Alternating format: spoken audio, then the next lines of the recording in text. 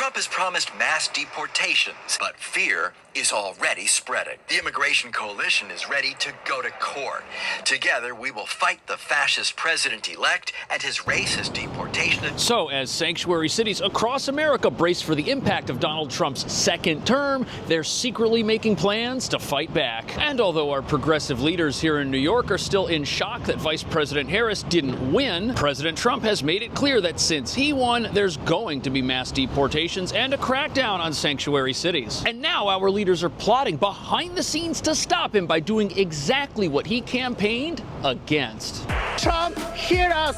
We are here and not leaving. Steps away from the Trump International Hotel, you could hear the cries of New York immigrants and allies. We know that our immigrant communities in particular are going to be under attack. We will begin the largest deportation operation in American history. President-elect Donald Trump is doubling down on a key campaign pledge, but the American Immigration Council, a pro-immigrant advocacy group, says if Mr. Trump truly means to deport everyone, there are more than 13 million undocumented people in the United States. As fears of an even larger migrant crisis grow ahead of Inauguration Day, people who have waited in Mexico for months for legal entry to the United States, they're afraid it's now or never. On the flip side, more Latino voters supported Trump in this year's election. I am Latina. I am heartbroken to see so many people voting for Trump. 3 suspects marched in. On the upper right of the screen, the barbershop owner jumps in to intervene. While the recent police crackdown on Roosevelt Avenue sparked pushback from migrant advocates, the barbershop owner says he wants more police.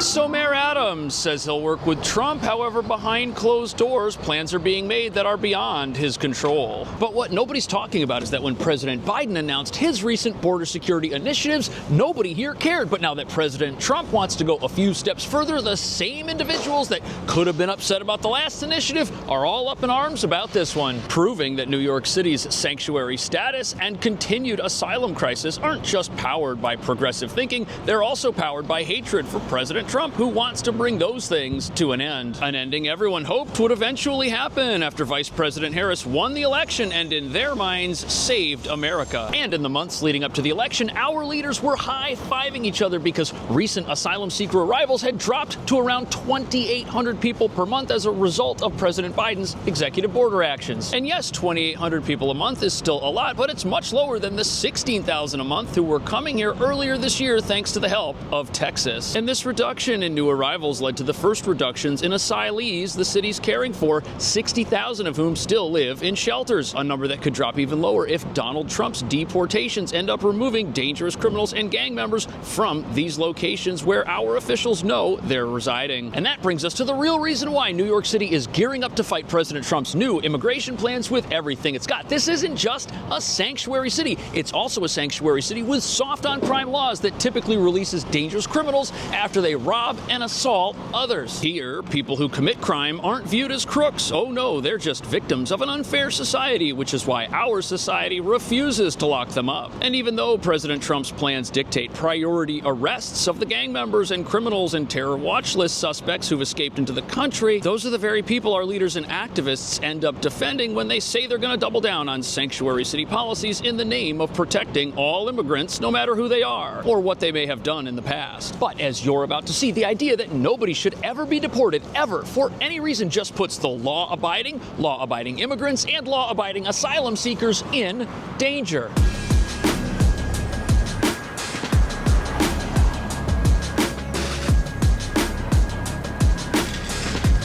So New York is America's largest sanctuary city, but it didn't get that way by accident. Years of elections have packed our city council and many elected positions throughout not just the city, but also the state, with enough left-leaning politicians to capsize just about anything. And this has led to laws that stop the NYPD from protecting immigrant communities from violence because there's this idea floating around that police and immigrants are somehow toxic to each other. And even though Trump did better than many Republicans ever thought possible possible in New York, there are still quite a few people here who didn't vote for him, wish that he had lost, and aren't exactly being quiet about it. Steps away from the Trump International Hotel, you could hear the cries of New York immigrants and allies. We know that our immigrant communities in particular are going to be under attack, and we want just a message loud and clear that immigrants will be protected. Protected from So you've got to realize that the idea behind this rally, that these deportations may somehow be bad for immigrants no matter who they are or what their status in this country actually is, that's still how a majority of New Yorkers think. But this rally is based on a premise that stuff's going to happen, which can't. And the first point brought up is that immigrant communities are somehow under attack because Donald Trump won. But what immigrant communities are they talking about? Because in the last election, immigrant communities here voted redder than they ever have in recent memory. And how can it be possible that the anti-immigrant candidate, if that's what Donald Trump really was, did better with immigrants than any Republican has in a long time? People vote in their best interest, after all, and certainly immigrant communities wouldn't elect someone who they thought was going to remove them en masse from the country on his first day in office. That just doesn't make any sense. Also, it's worth mentioning that asylum seekers, they've now got the legal right to reside in this country as their asylum case plays out. So it can't possibly be them who Trump is after and is going to round up when they've got permission to be here. And Donald Trump's new border czar has given many interviews telling us exactly who he's going to prioritize, and they are specifically going to be looking for people who are criminals, people who are gang members, and folks who are on terror watch lists. Not families, not green card holders, not asylum seekers. Most of the people in New York don't have anything to worry about. On top of that, since this is a sanctuary city, the NYPD will not be involved at all in these deportation plans whatsoever. And as far as federal immigration agents, there are only 6,000 right now who are equipped to act as deportation. So the resources for a 1 million-man deportation army, those don't exist here in New York, and that makes one wonder. The immigrant communities the protesters say that Trump is coming for, are those communities of criminals? They very well might be, but you've got to remember that in New York, we don't see criminals as criminals. We see them as victims, and these are people who need to be defended and given second chances, which is why so many criminals that wind up in the back of police cars wind up walking free a few hours later. And you've got to remember, we've just been through a really tough election cycle, and many people can't drop the rhetoric and see each other as human beings. And you've still got people in New York and in this country who believe every single negative thing the television ever said about the president-elect. But what none of the protesters and activists who are trying to resist Donald Trump will tell you is that right now there are actual immigrant communities in this city who are under attack, and it's not from Donald Trump. 3 suspects marched in. On the upper right of the screen, the barbershop owner jumps in to intervene, trying to get the suspects out of his shop. They believe the shooting was gang-related, and in particular, they say gang members from newly arrived migrants in New York. That's the latest from here at Corona Plaza. So it was kind of hard to hear at the end there, but the people at the barbershop that was raided by gang members, they believe that those gang members were of Tren de Aragua, the Venezuelan gang that was started in a prison. And this incident took place in a part of town that this gang has been operating openly in, packing the sidewalks and streets of Queens with illegal businesses. A New York Post investigation reveals that much of what is being sold on these sidewalk markets are stolen goods from places like Home Depot and department stores like Macy's. And when you realize that this gang's specialty is human exploitation, you've got to wonder if the people who are out on a sidewalk on a freezing cold morning prefer to be there, or if they wish they were somewhere else, but were told that this is what they better spend their time doing in service to a criminal organization. This whole thing looks even more suspect when you realize that the people who are selling things are being handed suitcases full of items to offload by men who are unloading a van. And to most people, gangs taking over barbershops, gangs stealing things from local businesses and forcing people to resell those things, that's what a real attack on an immigrant community looks like. It's happening right before our eyes in this very same city, but there aren't the same type of protests against it for some reason. Trump, hear us. We are here and not leaving. We're going to resist, right? And one key way that we're going to resist is we're going to demand that our city and our state step up for immigrant communities. That means making sure they have access to legal services. On the flip side, more... So if we look at this situation and we take everyone at their word, both the activists and the new border czar, a frightening reality starts to emerge because these gang members, they're gonna be found and they're gonna be deported. And the activists are right. Some families may indeed get separated, but only if one family member happens to be on a terror watch list or a member of a dangerous criminal organization. And there very well may be raids at city-funded asylum shelters, but that's only because gang members happen to be living inside these places and everybody knows it. But once they get caught and arrested, the activists here are already saying that they're going to tell our city to support these very same individuals, possibly providing them with legal services and defending them, which could mean many of the gang members who parents with small children that live in these shelters wish didn't live there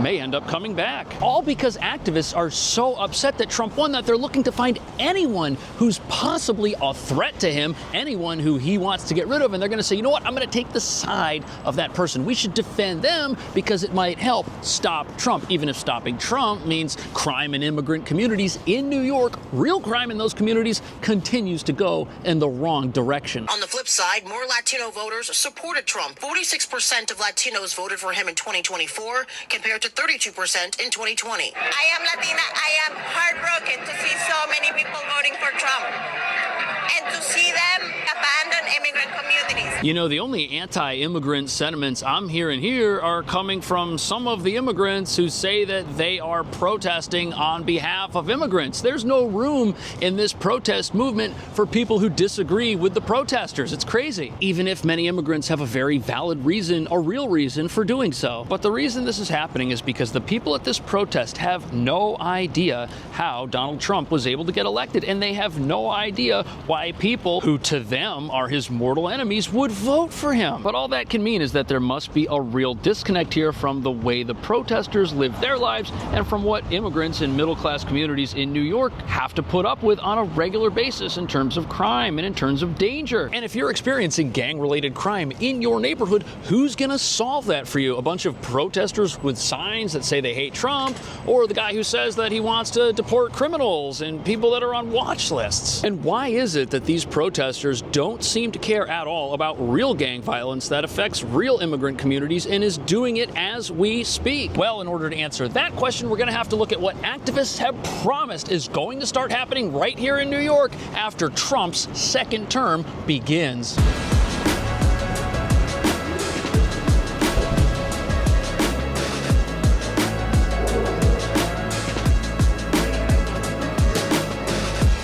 So here we are inside Trump Tower, where nobody has yet seen the mass protests against the president-elect, just like the ones that happened the last time he was elected. But we've got reason to believe they're coming, because even though Trump now has boatloads of new supporters here in New York City, of all places, beneath the surface, the opposition is plotting and stirring to make a massive return when he does to the White House. In fact, they're not exactly being secretive about it. They're telling us when these protests will start. And apparently, they're going to be really big. We need to mobilize and organize like we never did before. In his first rally since the election, Reverend Al Sharpton discussed the dangers of mass deportation. You can come whatever policy you want, we ain't going back. And this rally here is just the beginning. So, the protest industrial complex will soon be here. You heard it right there on NBC. These little tiny rallies, they're just the beginning. Only the real protests are being set up behind the scenes, and they will soon descend upon New York, the sanctuary city capital of America and the home of the Trump resistance effort. And the TV cameras of the world will be here to broadcast a seemingly organic event that just appeared out of nowhere because people are so upset at the president-elect. Yet those same cameras are not pointed at statistics like this. Look at all the arrests that are happening in immigrant communities because of the wrong people being allowed to live in our asylum shelters. Yet here in New York, we're happy to brag that, hey, we're helping by giving people a place to live and not doing any background check to make sure that we're not putting a wanted fugitive down the hall from a family who's got little kids who need to be in school tomorrow morning. No, but we're helping, even though our helpful efforts may just enable the worst people on the planet to exploit those who fled them in their home countries. Something no one who's against the former 45th president and soon to be 47th president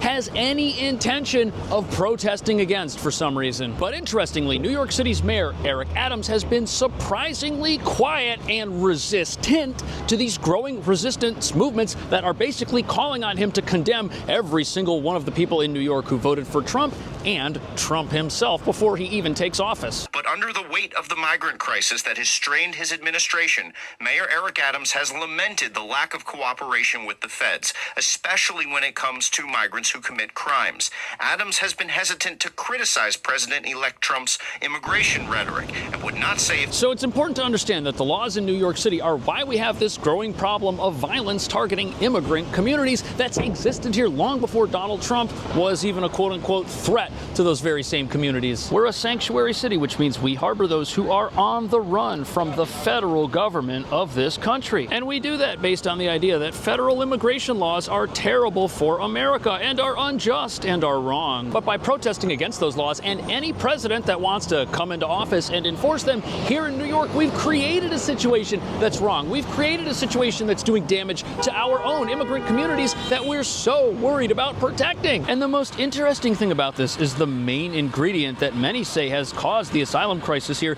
to look the way it does: our generous right to shelter laws that allow everyone to get a free place to stay just by asking aren't even the real problem in this city. The real problem here is that we're giving the wrong people access to that, and they don't lose access to it when they wind up in the back of a police car. But the reality is that even if New York does become home of an anti-Trump resistance effort, the results of the last election were so one-sided, it was such a landslide, that Donald Trump is going to come into office with a mandate to resist the very things that many Americans agree are hurting immigrant communities and are hurting the country. And many people think Donald Trump is going to have a mandate to ignore distracting voices in places like this, which now represent a minority viewpoint among Americans. What do you think about that? Are these deportation plans going to be a good thing for America or a bad thing for America? And is there a difference between the types of immigrant communities that we have here? Is there a difference between the law-abiding who are here for the American dream and criminals and gangs who are here for everything that exists in opposition to that? Let me know what you think. Thank you so much for watching. I'll see you in the next video.